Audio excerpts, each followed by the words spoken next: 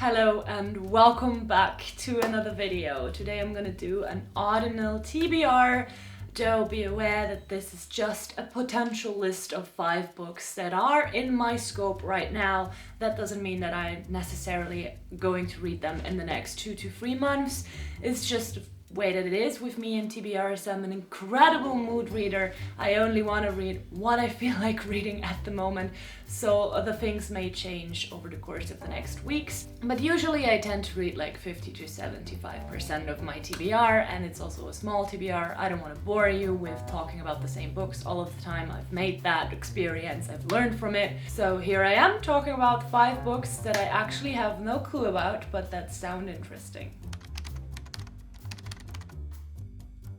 So I'm starting this TBR off with David Mitchell's The Slate House, which was released in 2015. It's a horror novel, and it is about a house in which every 9 years or so guests get invited and something mysterious happens to them.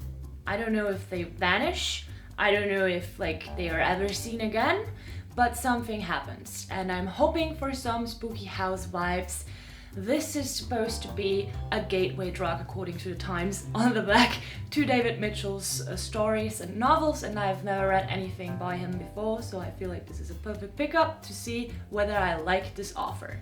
Then I have Japanese Gothic Tales by Izumi Kyoka. I borrowed this from the library a couple of months ago, and in about a week I will have to give it back, so this is why it's on my TBR. I read 1.5 short stories in here so far, and I am just into Japanese stuff at the moment. I can't get enough of it, so combining Japanese traditional tales or traditional authors with the genre of horror seems like a perfect fit for me, and I'm pretty excited. Judging on the past story that I've read, the horror in this is not too much on the nose. It's rather like an implied horror, but the story that I am reading at the moment, I am really curious about how this is going to end. It's a travel story, somebody just walking through the woods, taking the wrong path, stuff like that.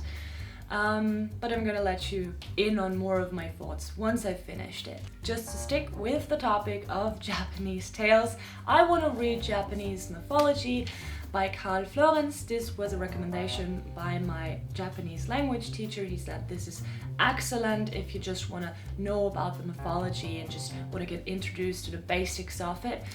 This is thoroughly researched. I've looked inside of it. I don't know if you will be able to see anything because my camera doesn't focus. I'm gonna try. So, I don't know. This is the footnote. This is the text.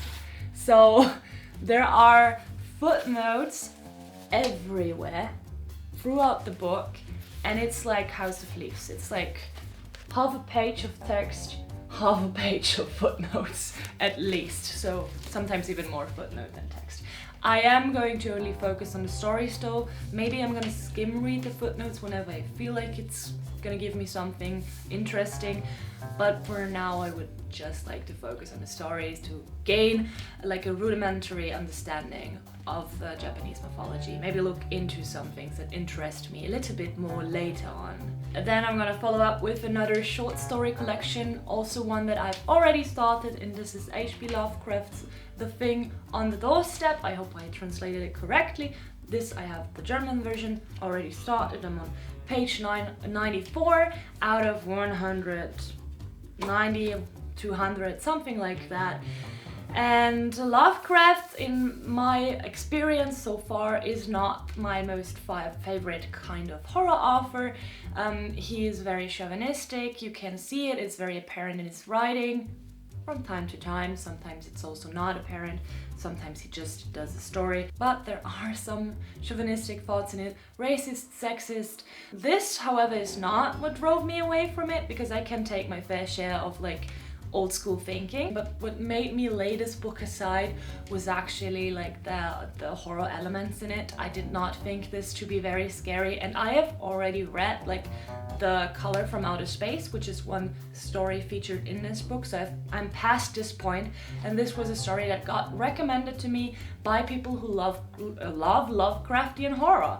To me, this story turned out to be just underwhelming, but nonetheless, I would like to read more of Lovecraft just because he was a huge influence on horror novelists, on horror authors.